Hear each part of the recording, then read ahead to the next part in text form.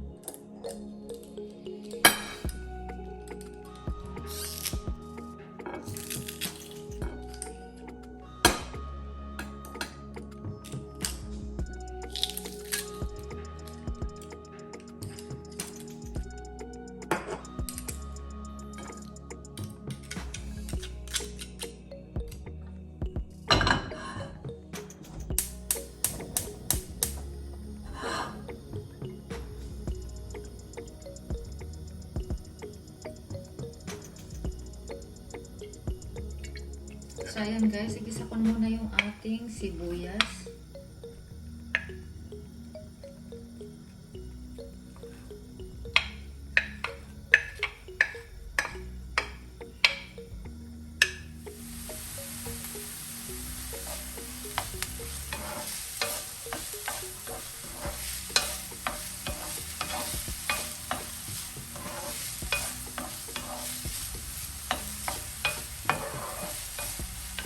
Ayan, ilagay ko na rin yung ating garlic.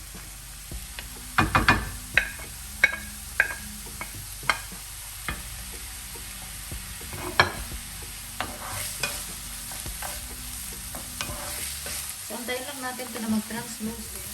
So, ayan guys, medyo translucent na siya. Ilagay ko na yung ating carrots kasi matigas yan para lumambot na siya.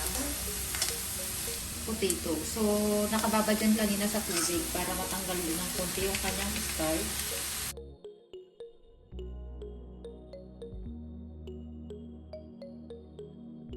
Lalagay na rin ako ng ating mga pampalasa. Maglalagay din pala ako ng laurel, pampabango. At saka ng ating pepper. At salt. Ayan. Yung gamit ko pala ay pink Himalayan salt. Ayan.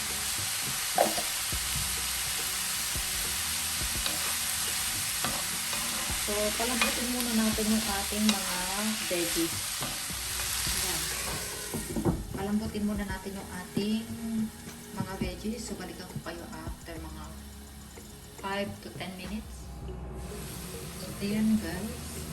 Hindi pa ganun kalambot yung ating potato, pero okay na ako dyan.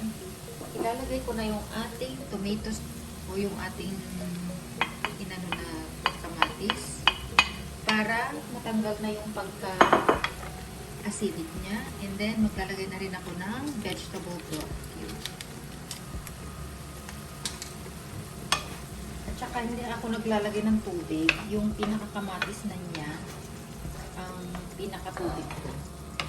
So, antayin natin yan na matuyuan. And then, balikan ko kayo ulit.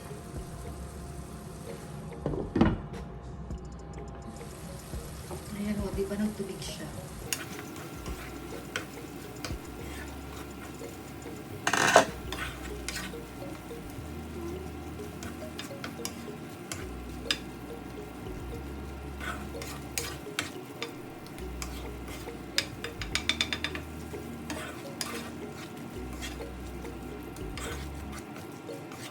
Okay na yung ating potato.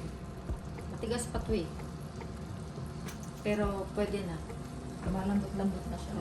So, ilagay ko na yung ating beef, ground beef. 100 grams na tinira ko.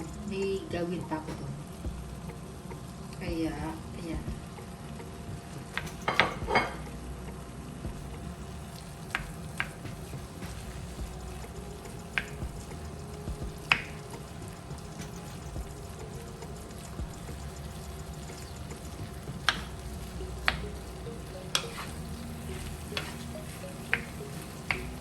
So, hindi ko na rin yan lalagyan ng mantika kasi may mga taba-taba yung ating beef. Kaya, pabayaan ko lang siya na magmantika.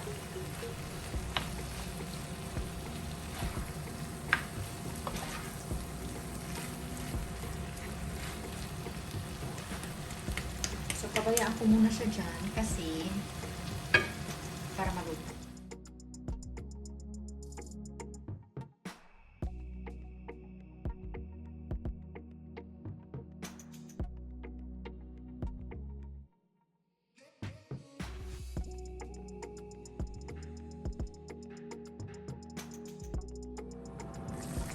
Ayan, magtubig na siya.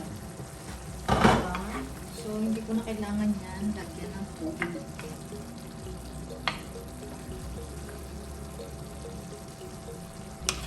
So, antayin lang natin siya na lumambot pa yung ating veggies. Pero, ayan.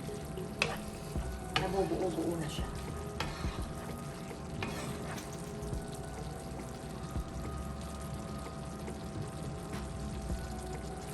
Titikman ko lang para at least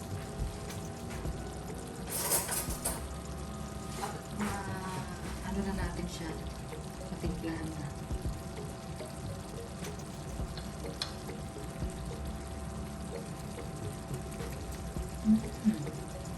Okay na. Okay na yung lasa niya para sa akin. Hindi na ako maglalagay ng kahit na ano.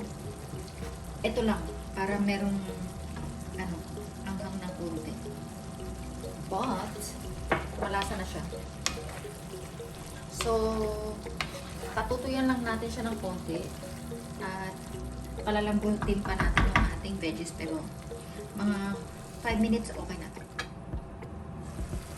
So, ayan na siya guys. Kontento na ako sa sauce niya. Pero tikman natin ulit kung okay na. Final ano.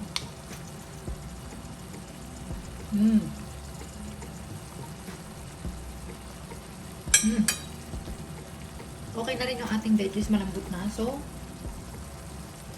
pwede nyo rin itong lagyan ng mga itlog na nilaga para mas marami kayong protein. Ayan. So, there you have it guys. I hope nagustuhan niyo po yung ating simpleng recipe for today. Thank you for watching. Don't forget to like, comment, and subscribe to my channel. Thank you.